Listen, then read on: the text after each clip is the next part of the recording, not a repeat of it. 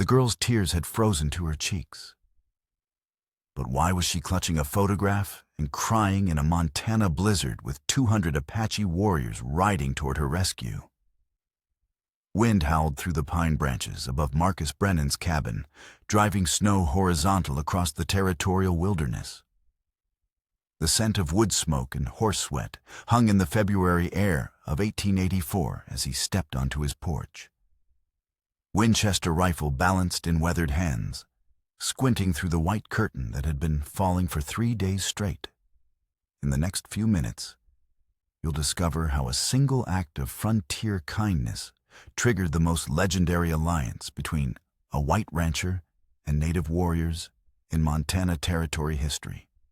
Through the swirling snow, a dark shape huddled against the massive pine that marked the boundary of his 100-acre spread. Marcus lowered his rifle, his breath forming ice crystals in his thick beard as he realized the shape wasn't a bear or wounded elk, but a woman. She sat motionless in the drifts, 2 canvas sacks clutched against her chest, her thin coat no match for the killing cold that had already claimed 6 travelers this winter. But here was the puzzle that would haunt Marcus for weeks. Why was a well-dressed young woman alone in the wilderness, miles from any settlement, holding what appeared to be a tintype photograph, like it was worth more than her life? He crunched through knee-deep snow toward her, his boots breaking through the crust with each step.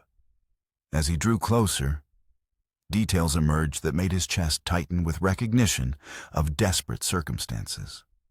The woman's dress, though torn and stained, was quality calico with pearl buttons.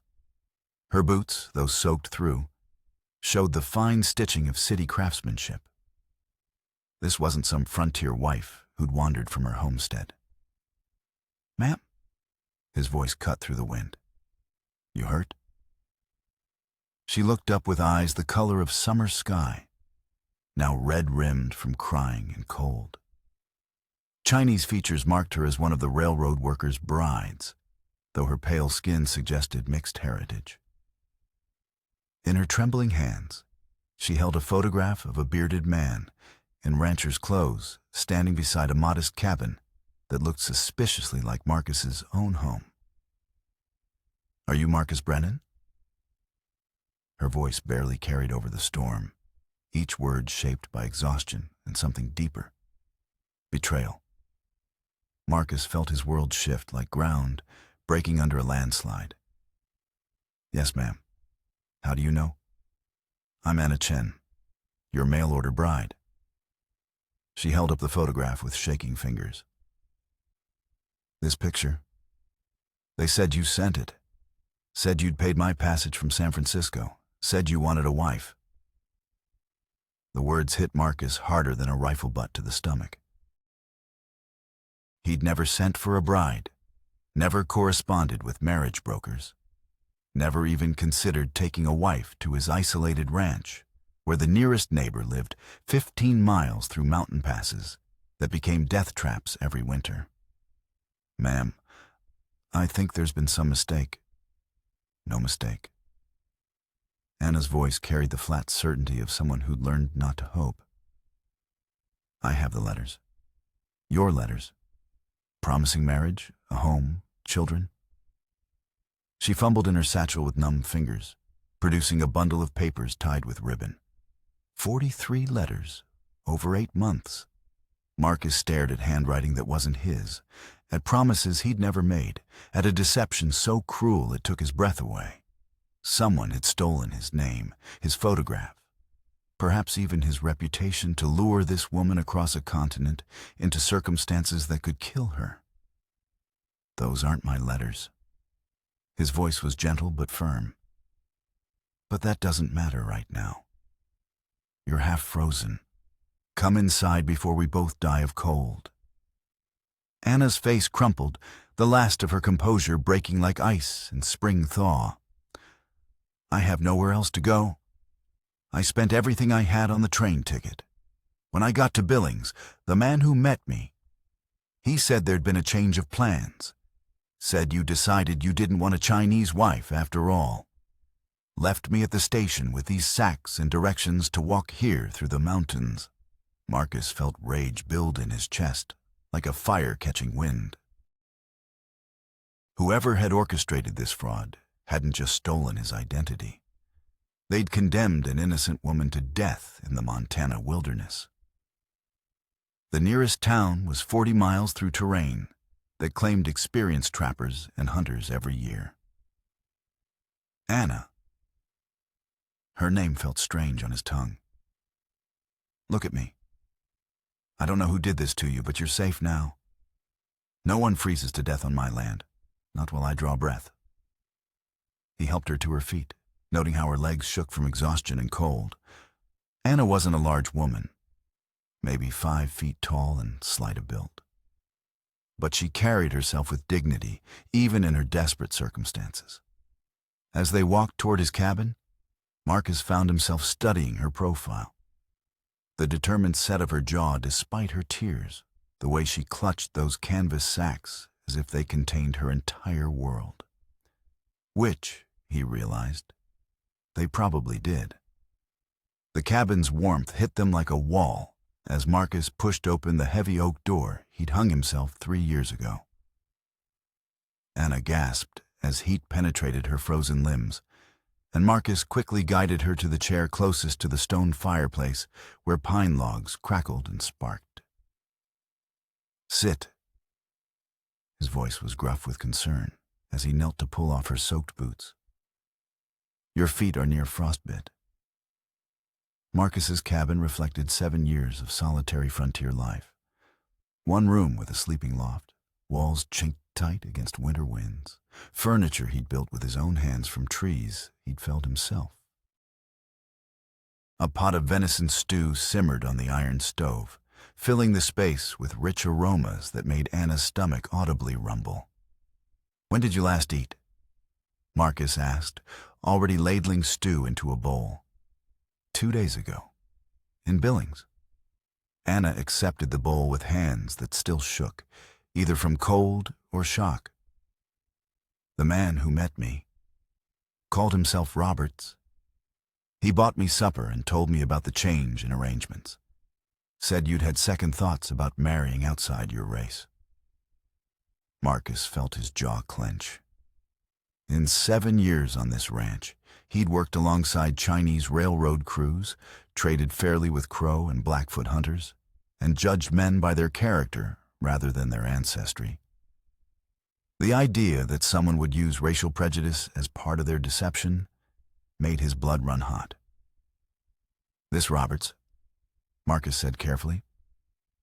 What did he look like? Anna described a thin man with pale eyes and a scar running from his left ear to his jaw. Marcus recognized the description immediately. Silas Creech, a territorial confidence man who'd been running elaborate fraud schemes across Montana for the past 2 years. The territorial marshal had been hunting Creech for stealing cattle, forging land deeds, and worse. Roberts isn't his real name, Marcus said. Man you met is Silas Creech. He's wanted for fraud in 3 territories. Anna's spoon stopped halfway to her mouth. You know him? Know of him. Question is, why did he use my name specifically? Why target my ranch? Marcus studied Anna's face in the firelight, noting the intelligence in her eyes, the way she listened carefully to every word. Anna, those sacks you're carrying, what's in them? She hesitated, then set down her bowl and reached for the larger canvas bag. From inside, she withdrew a leather portfolio that looked official, government-issued. Marcus felt his chest tighten as she opened it to reveal surveyor's maps, territorial land grants, and documentation that made his mouth go dry. My father wasn't just a railroad worker, Anna said quietly. He was Chen Wei Ming, chief surveyor for the Northern Pacific. These are his maps, Marcus. Complete surveys of mineral deposits, water rights, and land valuations for the entire Montana territory. When he died last year, the railroad company tried to claim his papers, but my mother hid them. She said they were my inheritance. Marcus whistled low. The documents Anna carried were worth a fortune to the right buyer. Mining companies, land speculators, even foreign investors would pay thousands for information this detailed and accurate. More importantly, several of the maps showed his own ranch sitting directly atop what appeared to be a significant silver deposit. Creech knew about these maps, Marcus realized. That's why he targeted you specifically. Get you to bring the papers to a remote location where he could steal them without witnesses. Anna nodded, tears returning to her eyes.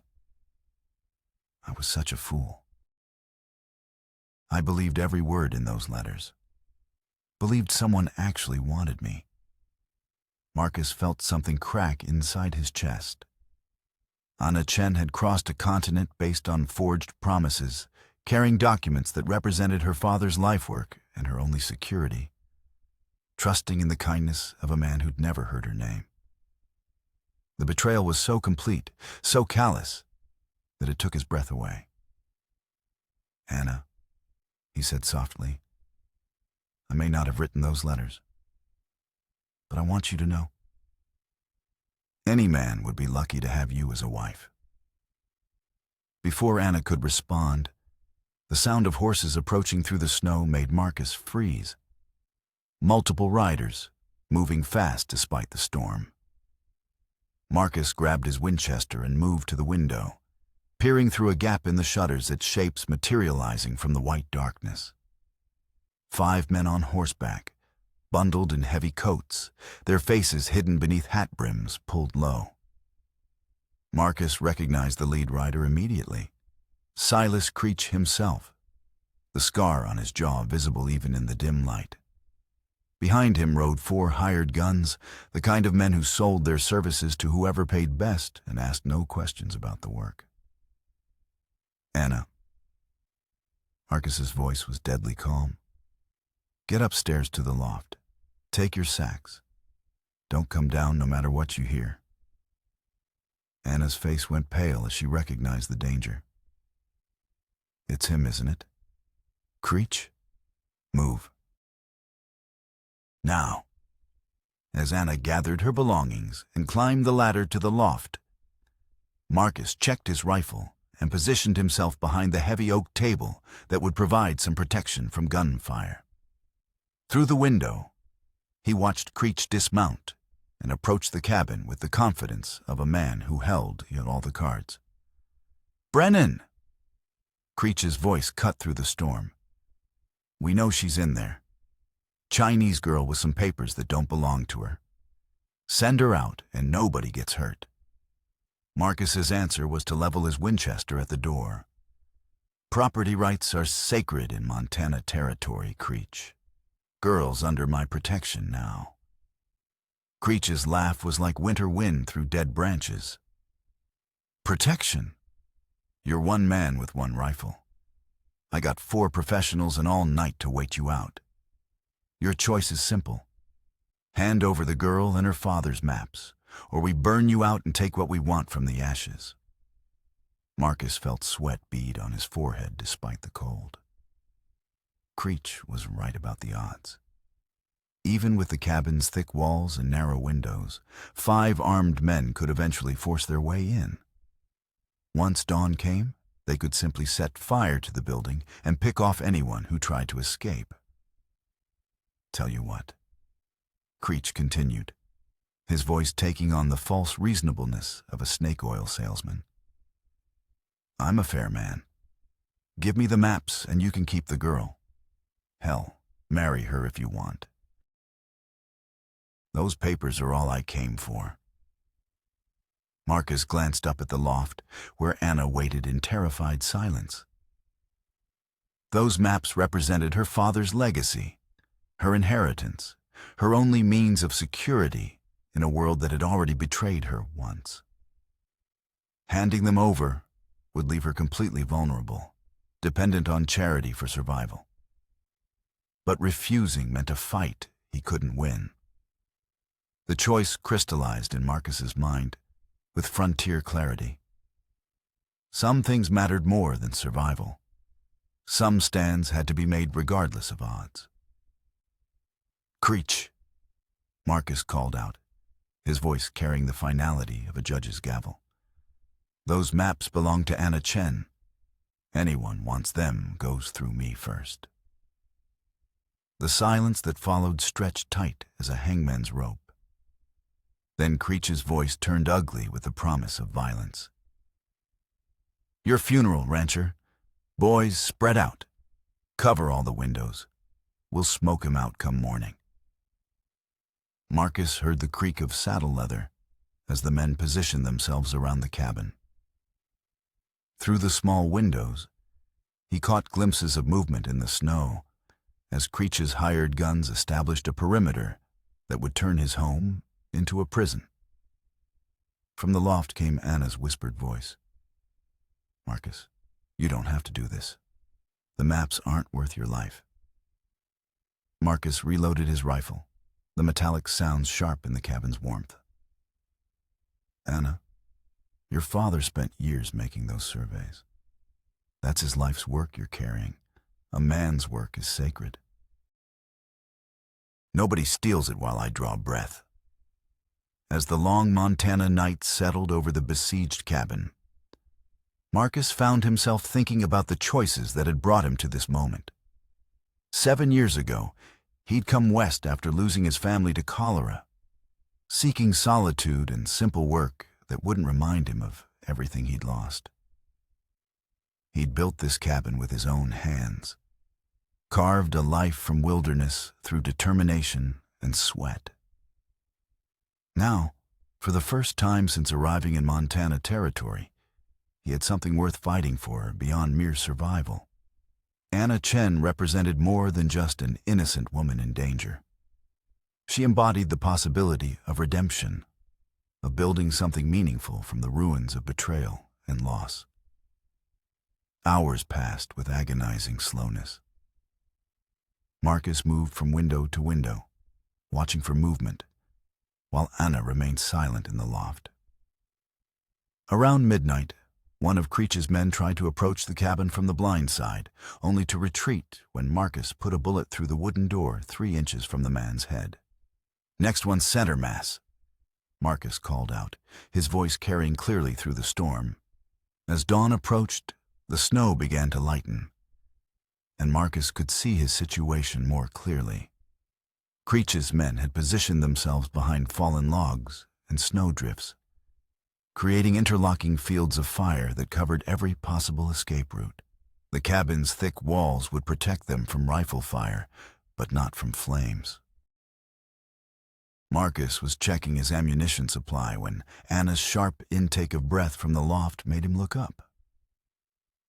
"Marcus," she whispered, her voice filled with wonder and disbelief. "Look outside, to the north."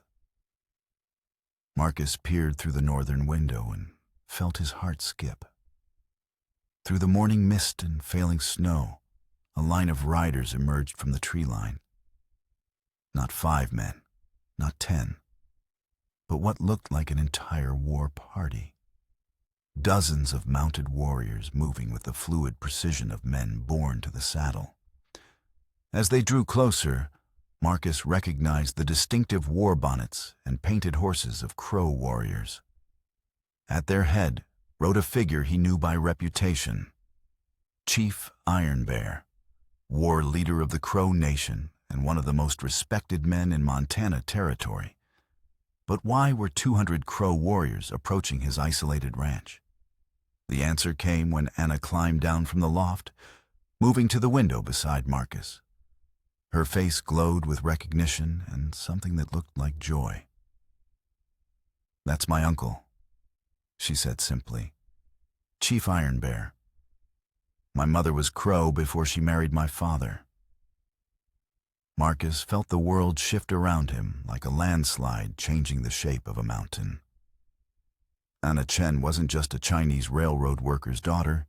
She was kin to one of the most powerful native leaders in the territory. Her mother's marriage to Chen Wei-ming had been a bridge between two worlds, and Anna carried both heritages in her blood. "Anna," Marcus said slowly, "does your uncle know about the maps?" Anna nodded. "I sent word through the Crow telegraph. Runners who carry messages between tribes. Told him about Father's death, about the papers I was bringing west, about the marriage proposal. He knew I was traveling to Montana Territory. Through the window, they watched as Chief Iron Bear raised his hand, bringing the massive column of warriors to a halt just outside rifle range. Even from a distance, Marcus could see the war paint, the weapons, the disciplined formation that spoke of men prepared for battle. Silas Creech's voice cracked with fear as he called out to his companions, "Where did they come from?" There weren't supposed to be any Indians in this area. Marcus felt a grim smile tug at his lips. Creech had planned his crime carefully, choosing an isolated location where he could operate without interference. What the confidence man hadn't counted on was family loyalty that transcended race and distance. Chief Iron Bear rode forward alone, his horse picking its way delicately through the snow. He was a man in his 50s, his weathered face marked with the scars of old battles, his presence commanding respect even from enemies. When he spoke, his voice carried across the winter morning with the authority of absolute leadership. "I am Iron Bear of the Crow people. I come for my sister's daughter." Anna stepped onto the porch beside Marcus, no longer the desperate woman who'd appeared in his dooryard 12 hours ago. Standing straight despite her exhaustion, she called out in the Crow language, her words carrying clearly across the snow. Iron Bear's response was immediate and unmistakable. He raised his lance high above his head, and 200 Crow warriors echoed the gesture with a sound like thunder rolling across the mountains. Marcus didn't need to understand the language to recognize what had just happened. Anna had been acknowledged, claimed, and placed under the protection of the entire Crow nation. Silas Creech's hired guns were already mounting their horses, their courage evaporating like morning mist. 4 professionals were brave enough to face one man with a rifle, but not stupid enough to challenge 200 Crow warriors led by the legendary Iron Bear. "Creech," one of the gunmen called out. "This ain't what you paid us for. We're riding out."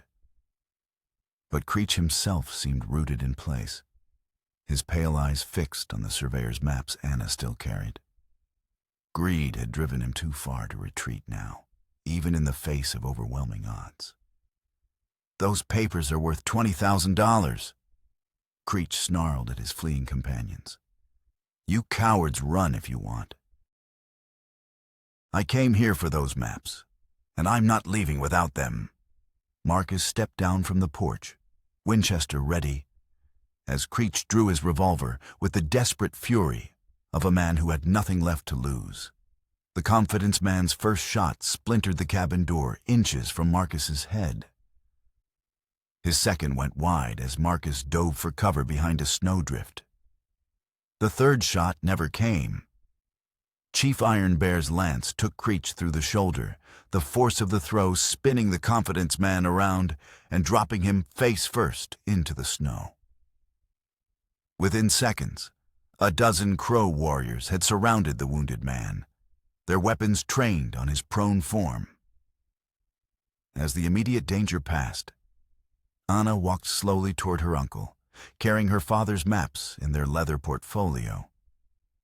The two embraced in the traditional manner, Iron Bear speaking quietly in Crow while Anna responded in the same language. Marcus watched this reunion with mixed emotions.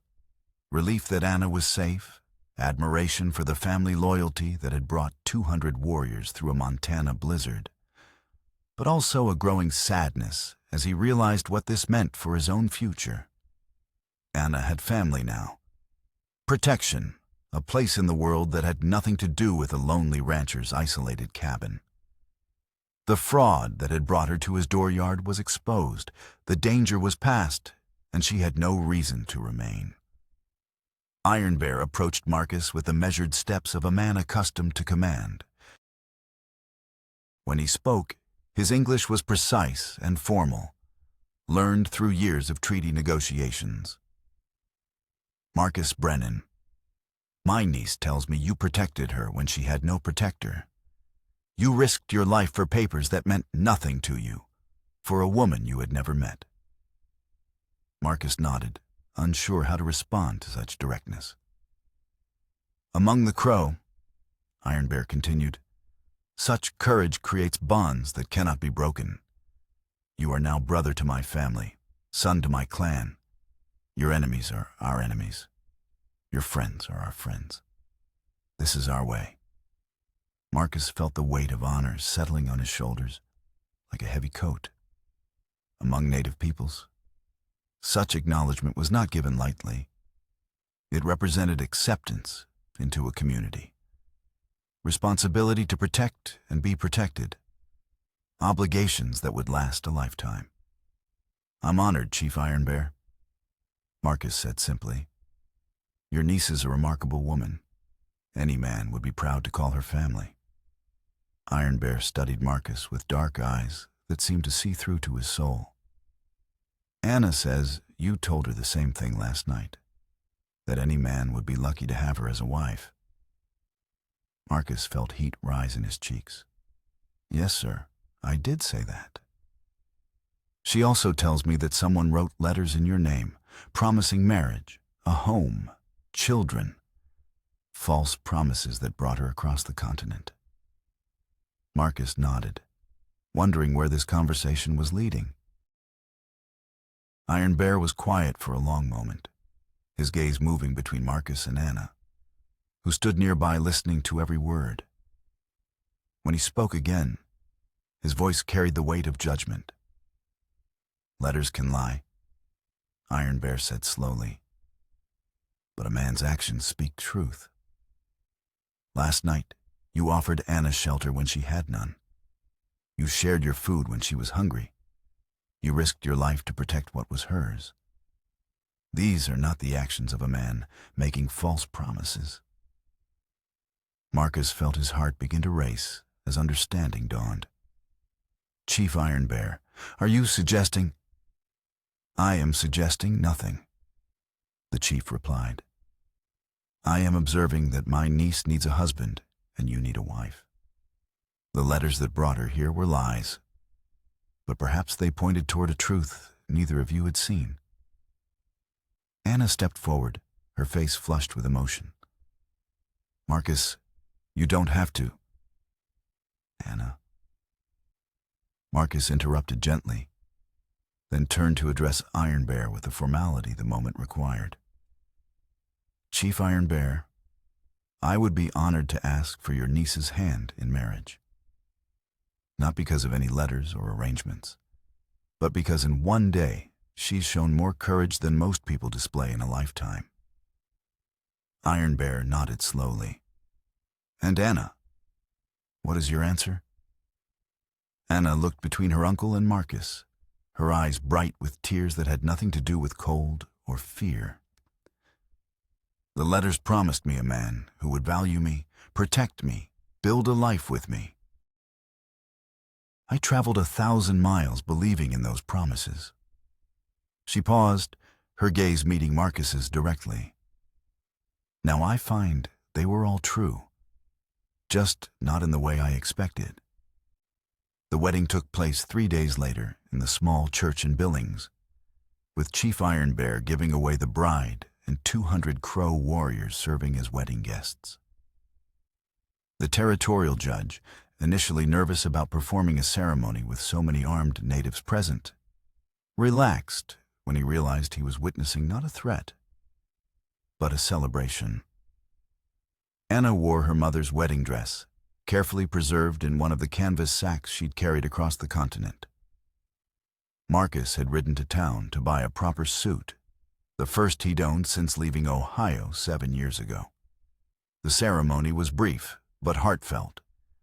Conducted in English for the couple's vows and Crow for the traditional blessings. As spring arrived in Montana Territory, Anna settled into life on the ranch with surprising ease. She proved to be not just beautiful, but practical, helping Marcus expand the cabin to accommodate married life, and using her father's maps to locate the most promising areas for silver mining. The surveyor's documents that had nearly cost them both their lives became the foundation for a mining partnership between Marcus's ranch and the Crow Nation, creating prosperity for both communities.